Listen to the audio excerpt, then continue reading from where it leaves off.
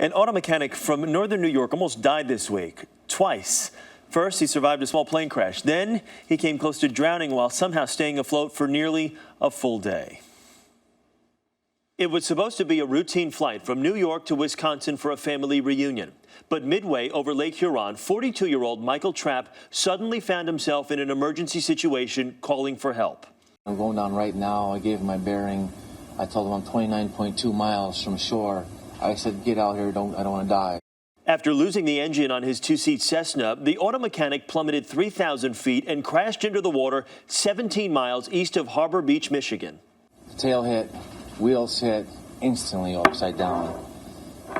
It was a bit of a violent crash. The windshield blew right in my face. Both glass come in, blew right into me.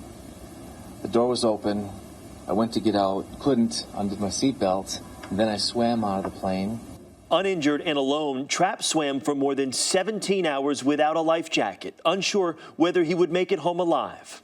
The one thing I wanted one more time was just to wrap my arms around my wife and my mom and all my family, just one more time.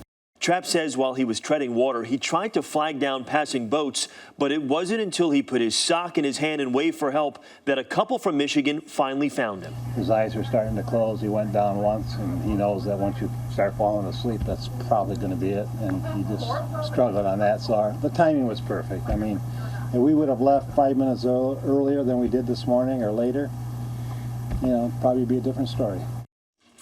And Michael Trapp joins us now from the Covenant Medical Center in Saginaw, Michigan. Mr. Trapp, good morning. Good morning to you. Good to talk to you. Boy, you're a lucky guy.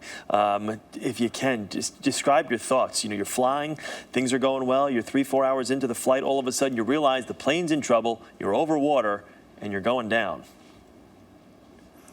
Well, a lot goes through your mind at that point. They teach you how to crash a plane, so I was trying to get a hold of the FAA, tell everybody where I was, make the plane ready for landing, make it so I could get out, and I was just going through checklists to keep the engine running and just everything I could possibly think of to keep myself in the air and prepare for hitting the water. Yeah, you hit the water, you said the plane tumbles, the windshield's kind of blowing, hit you in the face, you're strapped in.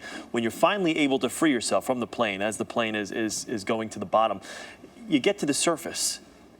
What's it like at that point? I mean, you're 17 miles away from the shore. Well, you can't see nothing. The waves are like 10 feet tall. I had my shoes and pants on. I couldn't swim, so I had to kick them off so I could swim. When the swell went to the top of the swell, I could see a tower on the land in Michigan, and that's just every time I went to the top, I just kept my eyeball looking for that tower, and I just kept on my back and just kept paddling towards that tower. How scared were you? Bad. I don't know anything you compare that to. What was it? What did you think about? What kind of kept you going? You've got no life preserver on. You're in the middle of the water. Just the will to survive, I guess. There's more. I'm not done yet. I'm not ready to die yet. So I just wanted to keep going and just see if I couldn't get myself back to shore and try to salvage something out of this disaster. Were you a good swimmer before this? I don't swim a lot. I'm not that active. I don't walk a lot. I guess I'm just fat enough where I could keep my body stayed warm in the water, where I could keep my core temperature up enough. See, so all that dieting people told you about, it's a good thing you avoided that. On the plane, you had a homing beacon on the plane. Where was it in relation to your pilot's seat? Oh, it's right at my left hand. When I'm flying the plane, it's 6 inches away from my left hand. And after you hit the water, where was that homing beacon?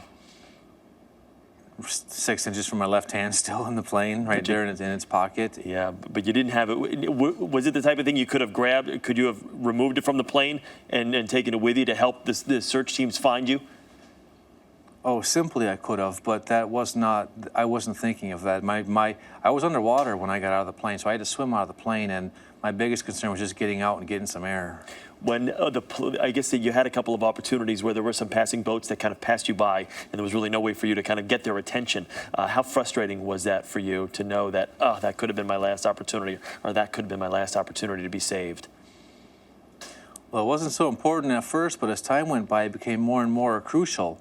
And 12 or 13 boats went by before the 14th one picked me up. Lucky number 14. Is it safe to say that you'll be driving back to New York? Yes, one of my best friends came out and he's going to drive me home. They offered to fly me home. I was like, well, maybe we'll just stand forward on the ground and drive back. No way. Hey, well, you know what? I'm sure you feel pretty lucky. Do you not? I feel lucky. All yes. right. Well, we're so happy you were able to take the time and talk with us this morning. Michael Trapp, all the best to you, okay? And stay on the ground. Thank you a whole bunch.